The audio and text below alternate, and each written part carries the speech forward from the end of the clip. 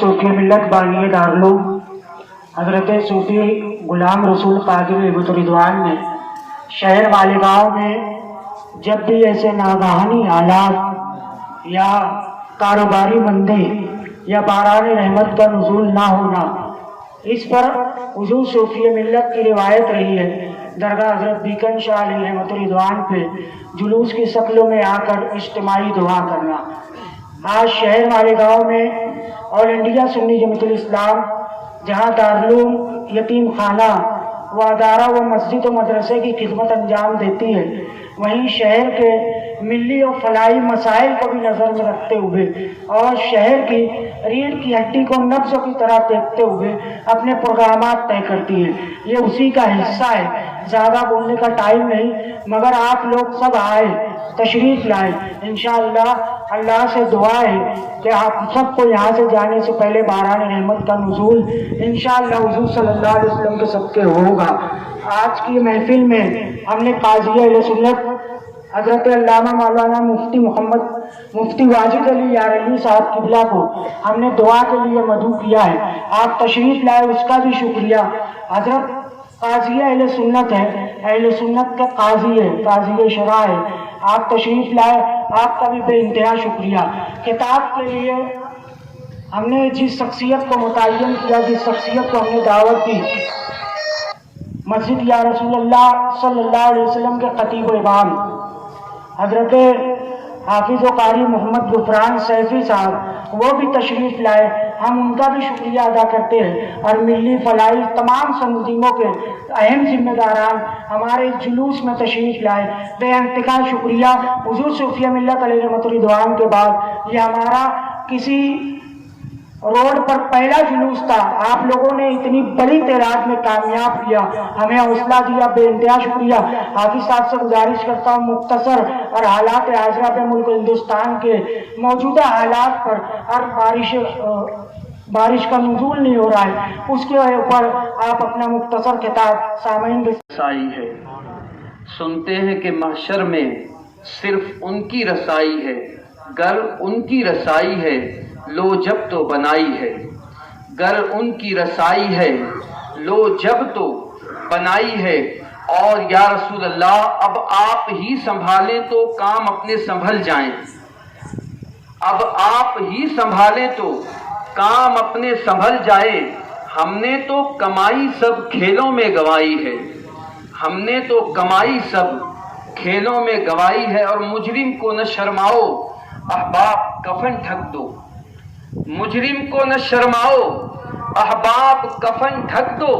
منہ دیکھ کے کیا ہوگا پردے میں بھلائی ہے، منہ دیکھ کے کیا ہوگا پردے میں بھلائی۔ اور مطلع میں یہ شک کیا تھا واللہ رضا واللہ، مطلع میں یہ شک کیا تھا واللہ رضا واللہ، صرف ان کی رسائی ہے، صرف ان کی رسائی ہے۔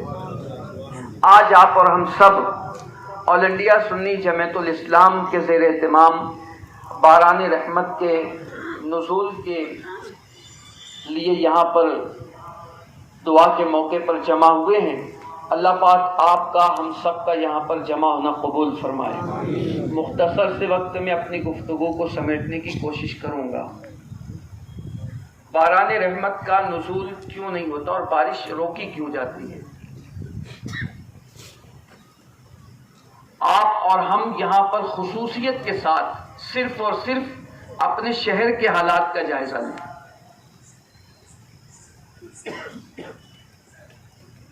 بارش کے موسم کو 2 مہینے ہو رہے ہیں، مہینہ ہونے کے بعد بھی ٹھنڈی ٹھنڈی ہوائیں چلتی ہیں، بادل اٹھ کر آتے ہیں اور بادل گھر جاتے ہیں، ایسا لگتا ہے کہ بس اب موسلادھار بارش ہوگی۔ لیکن جب بندے آس لگاتے ہیں کہ باران رحمت کا نزول اب ہوگا، وہیں پر بس تھوڑی سی ہلکی بوندا باندی ہونے کے بعد بادل چھٹ جاتے ہیں اور پھر بندوں کی آس ٹوٹ جاتی ہے۔ بارش روکی کیوں جاتی ہے؟ حالانکہ آپ ہندوستان کے دیگر علاقوں کا جائزہ لیں، کہیں تو حال یہ ہے کہ سیلابی صورتحال ہے، بارش اتنی ہو رہی ہے، لیکن اسی میں ہمارا ایک خطہ مالیگاؤں ہے جسے ہم گنبد و مینار کا شہر کہتے ہیں، جہاں پر روزانہ سینکڑوں دروس اور اجتماعات ہوتے ہوں، جہاں پر روزانہ سینکڑوں مکاتب اور مدارس میں قرآن شریف کی تلاوت ہوتی ہو۔ ہمارے یہاں پر مساجد ہیں، لوگ نمازیں پڑھتے ہیں، ساری چیزیں ہونے کے باوجود باران رحمت کا نزول کیوں نہیں ہو رہا ہے؟ کوئی نہ کوئی وجہ تو ہوگی کہ قدرت ہم سے ناراض ہے۔ وجہ اس کی اگر ہم تلاش کرنے کی کوشش کریں تو قرآن اور احادیث کی روشنی میں ہمیں یہ وجہ سمجھ میں آتی ہے کہ قدرت کی غیرت کو بندے جب چیلنج کرتے ہیں تو قدرت کی غیرت کو جلال آتا ہے، اور قدرت کی غیرت کو جلال اس وقت آتا ہے جب بندے گناہ پر نڈر اور بے باک ہو جاتے ہیں۔ حدیث مبارکہ کی روشنی میں کچھ چیزیں ہیں جن کی وجہ سے باران رحمت کو روکا جاتا ہے۔ اس میں تو ایک چیز ہے ناپ تول میں کمی۔ اگر جب قوم ناپ تول میں کمی کرنے لگ جائے، دھوکہ دہی کرنے لگ جائے، فریب دینے لگ جائے تو باران رحمت کا نزول روک لیا جاتا ہے۔ اس کے بعد زکوٰۃ ادا نہ کرنا، یہ بھی باران رحمت کے رکنے کا سبب ہے۔ پھر اس کے بعد فرمایا گیا کہ جب لوگ گناہوں میں ڈوب جائیں تو اللہ باران رحمت کو روک لیتا ہے۔ کسی جگہ پر یہ بھی بیان کیا گیا کہ جب لوگ اپنے رشتہ داروں کے حقوق ادا نہ کریں تو اللہ باران رحمت کو روک لیتا ہے۔ یہ وجوہات ہیں جن کو آپ اور ہم دیکھیں احادیث کی اور قرآن کی روشنی میں۔ یاد رکھنا، جب کوئی قدرت کی غیرت کو چیلنج کرتا ہے تو پھر اس کا جو ہے عذاب آتا ہے، اور عذاب کی صورتیں الگ الگ ہوتی ہے۔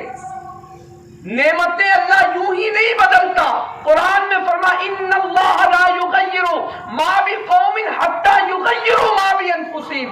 اللہ کسی قوم سے نعمت کو اس وقت تک نہیں چھینتا یا اس نعمت کو نہیں بدلتا جب تک کہ وہ قوم خود اپنے حالات نہ بدلے۔ اور پھر آگے فرمایا وَإِذَا أَرَادَ اللَّهُ بِقَوْمٍ سُوءًا فَلَا مَرَدَّ لَهُ۔ اور پھر اللہ جب کسی قوم سے برائی کا ارادہ فرمائے تو اللہ کے اس ارادے کو کوئی ٹال نہیں سکتا۔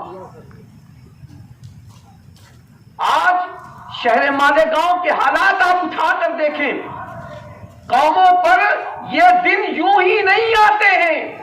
جب قومیں برائی کو برائی تصور کرنا چھوڑ دے تب اس پر یہ دن آتے ہیں۔ آج یہ قوم چوری کو چوری نہیں سمجھ رہی ہے، آج یہ قوم قتل کو قتل نہیں سمجھ رہی ہے، آج یہ قوم جوئے کو جوا نہیں سمجھ رہی ہے، آج یہ قوم زنا کو گناہ نہیں سمجھ رہی ہے، آج یہ قوم والدین کی نافرمان ہو گئی ہے۔ آج اس قوم کے جوانوں میں حیا کے اور تقدس کے جو ہے ان کی آنکھوں پر پردے نہیں رہے۔ آج اس قوم کے لوگوں نے برائی کو برا سمجھنا چھوڑ دیا ہے، اسی لیے آج یہ دن ہم پر اور آپ پر آیا ہے۔ اور یہ مت سمجھنا کہ ہم گناہ کریں گے تو گناہ کرنے کے بعد ہمارے گناہوں کو بھلا دیا جائے گا۔ حدیث مبارکہ کا غالباً مفہوم ہے وَالذَّنبُ لَا يُنسَىٰ، گناہ بھلایا نہیں جاتا۔ یہ آپ کی اور ہماری دانستہ اور غلط فہمی ہے کہ گناہ بھلا دیا جاتا ہے۔ اب وہ گناہ اور ہیں جو توبہ کے بعد بھلا دیے جاتے ہیں، لیکن اگر ہماری یہ غلط فہمی ہے کہ گناہ بھلا دیے جاتے تو یاد رکھنا گناہ بھلایا نہیں جاتا۔ آؤ قرآن مقدس سے دیکھیں، گناہ بھلایا نہیں جاتا، یہ ہم بھول جاتے ہیں کرنے کے بعد، قدرت کے یہاں پر وہ بھلایا نہیں جاتا۔ پڑھو قرآن مقدس، سمجھ میں آئے گا۔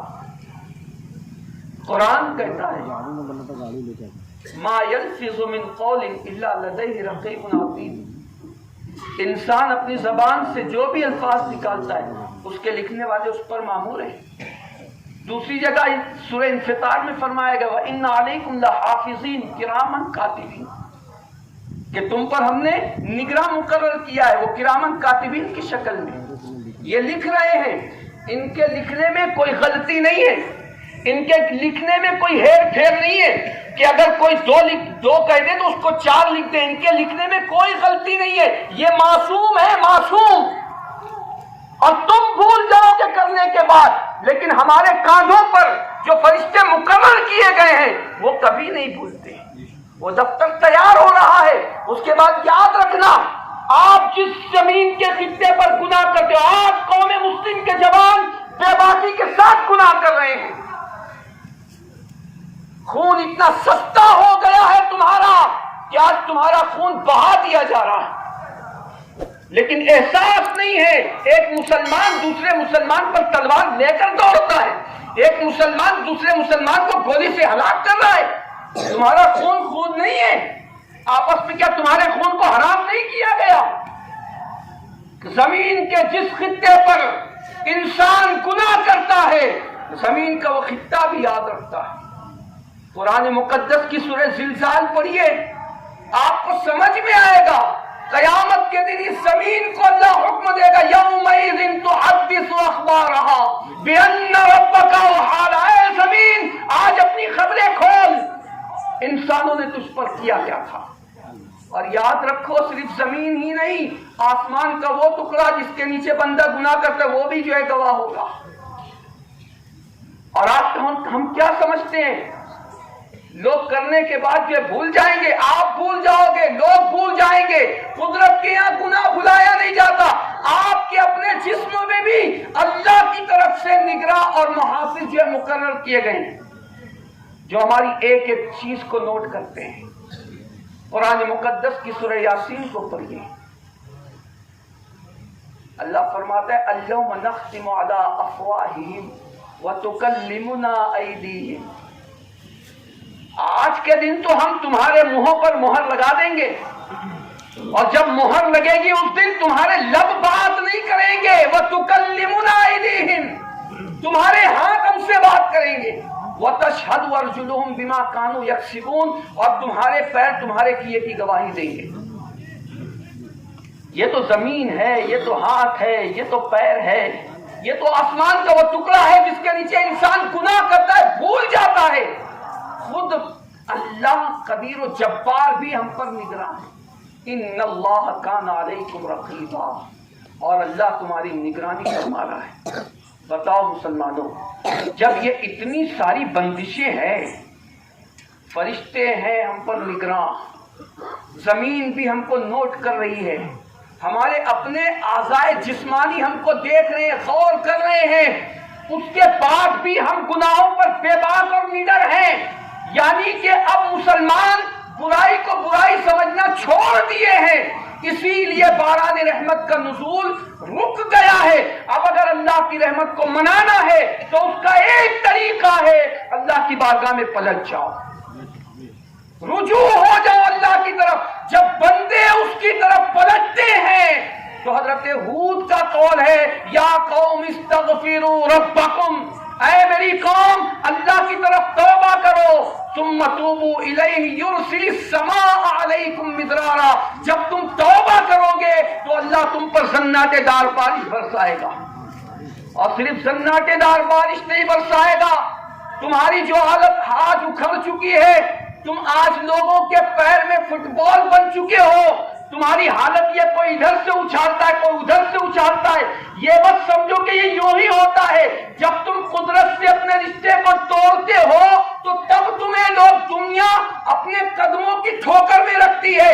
اگر تم چاہتے ہو کہ پھر سے تمہیں کھویا ہوا وقار ملے تو یاد رکھو، اللہ کی طرف پلٹو، توبہ کرو، باران رحمت کا نزول بھی ہوگا. اور پھر فرمایا وَيَزِدْكُمْ قُوَّةً إِلَىٰ قُوَّتِكُمْ، اور اللہ تمہیں مضبوط اور طاقتور بنا دے گا.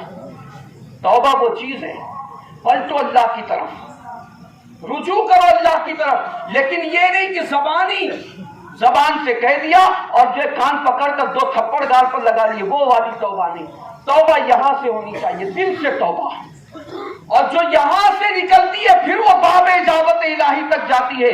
آج صرف ان چند باتوں پر میں اپنی گفتگو کو ختم کروں گا. صرف آپ کو جو ہے میں آگاہ کرنا چاہتا ہوں کہ شہر مالیگاؤں میں آج حالات یہ ہیں، خصوصیت کے ساتھ زنا اور سود بہت عام ہے. زنا اور سود بہت عام ہے. آج 15 16 سال کے لڑکے زنا کی طرف راغب ہیں. راتوں کو وہ اپنے لیے عیاشی تصور کرتے کہ یہ ہمارے لیے بہت بہتر ہے، اور والدین ہیں کہ اپنے بچوں سے غافل ہیں۔ میں آپ سے کہتا ہوں اپنے بچوں سے غافل مت ہو۔ آج ہمارے جوان راتوں کو پوری رات سڑکوں پر گزار دیتے ہیں، باپ کو فکر نہیں ہے کہ بچہ ہے کہاں پر۔ اور آج سب سے زیادہ ہمارے یہاں پر زنا ہو رہا ہے۔ آپ کہو گے یار یہ آپ کیا بول رہے ہو؟ میں تو کہتا ہوں ہم لوگوں سے زیادہ تو آپ جانتے ہو کہاں کہاں زنا ہوتا ہے، کیسے کیسے ہوتا ہے، آپ زیادہ جانتے ہو۔ اس کے بعد دوسری چیز سود ہے۔ سود بھی بہت عام ہو چکا ہے، شراب بہت عام ہو چکا ہے۔ جس بستی میں زنا، سود اور شراب عام ہو جائے تو پھر وہاں پر اللہ کا عذاب آتا ہے، اور عذاب کی الگ الگ نوعیتیں ہوتی ہیں۔ اس لیے مسلمانوں اپنے آپ کو ان تمام گناہوں سے بچاؤ، خصوصاً جو ہے اپنے نوجوانوں کو گناہوں سے باز رکھنے کی کوشش کرو، ایک دوسرے کے حقوق ادا کرو، اس لیے کہ حقوق کی ادائیگی نہ کرنا بھی یہ باران رحمت کے نزول کا جو ہے روکنے کا سبب ہے۔ ان تمام باتوں کو غور کرو، قرآن پڑھو، قرآن سے قریب آؤ، اپنے مساجد کو آباد کرو۔ یہ مت سوچو کہ جب مصیبتیں آئیں گی تب ہم مسجد میں جائیں گے۔ اگر تم نے مساجد کو آباد کرنا شروع کر دیا تو مصیبتیں آئیں گی ہی نہیں۔ اس لیے مصیبت کے وقت میں مساجد میں مت آؤ۔ ہم جو ہے ہر وقت میں جب خوشی ہو تو مسجد آباد ہو، جب غم کا موقع ہو تو مسجد آباد ہو۔ یہ ساری چیزیں ہم کریں گے تو اللہ کی رحمت کو انشاءاللہ ہم پر رحم آئے گا اور باران رحمت کا نزول ہوگا۔ دیکھیے ایسا ضروری نہیں ہے کہ ہم یہاں سے اٹھ کر جائیں دعا کر کے اور باران رحمت کا نزول ہو جائے۔ ہم امید کرتے ہیں اللہ کی ذات سے کہ اللہ ہماری دعا کو سن لے، لیکن ایسا ہوتا ہے کہ کبھی کبھی دعاؤں کو روکا جاتا ہے، بندوں کو آزمایا جاتا ہے۔ اجلت مت کرو، اگر نہیں ہو رہی ہے بارش ایک مرتبہ میں نہیں، دوسری مرتبہ پھر کرو، تیسری مرتبہ پھر۔ دعا میں تھکو مت، اس سے مانگنے میں کبھی شرم مت کرو۔ بہت سے لوگ ایسے ہوتے ہیں نماز کے فوراً بعد نکل جاتے ہیں، دعا بھی نہیں کرتے۔ جو لوگ ایسا کرتے ہیں تو اللہ فرشتوں سے کہتا ہے اے میرے فرشتوں جب اس سے کوئی نہیں پڑھی ہے تو پھر میں بھی اس کو نہیں دیتا۔ تو دعا مانگ لیا کرو، اللہ سے کچھ لے لیا کرو۔ تو دعا میں جو جلدی نہیں کرنا چاہیے۔ اگر دعا آج آپ نے کر لی، ہو سکتا ہے اللہ کی رحمت کو جو ہے ہم پر رحم آ جائے اور ابھی باران رحمت کا نزول ہو جائے، لیکن اگر نہ ہو تو کوئی شک نہ کرے کہ ہم نے دعا کی قبول ہوئی یا نہیں۔ ہو سکتا ہے اللہ اس دعا کو اٹھا کر ہمارے لیے ذخیرہ آخرت بنا دے اور اس دعا کا اجر ہمیں اللہ قیامت کے دن عطا فرمائے۔ ایسا بھی ہوتا ہے۔ تو آئیے، چونکہ یہاں پر علماء اہل سنت ہیں، خصوصاً جو ہے قاضی اہل سنت حضرت